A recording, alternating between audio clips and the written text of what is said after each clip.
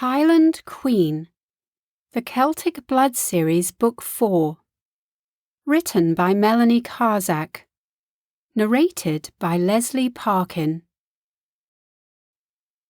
I shuddered. All at once my conscious mind rushed back. My heartbeat was wild, my breath heavy, and my hands trembled. Knees weak, I pitched sideways, only catching myself the moment before I tumbled to the ground.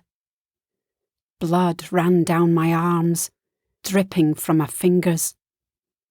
I looked down at the corpse at my feet. The empty shell that had been Duncan lay with his mouth open wide. His eyes bulged as he stared into the night sky. Slowly, I became conscious of the splatters of blood all over me. I smelled death. Lifting my hands, I stared at them. They were deep ruby red, covered in chunks of pulp, shredded armour and blood. I gazed at Duncan once more.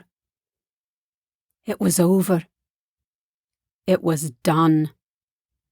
The dark presence which had guided my steps receded. My rage settled. Once again, the world around me came into focus.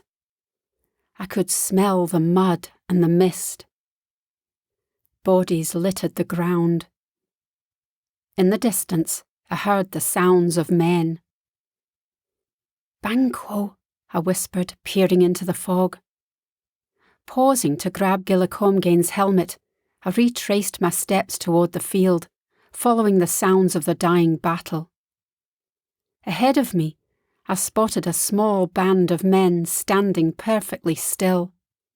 When I neared them, they turned and looked at me.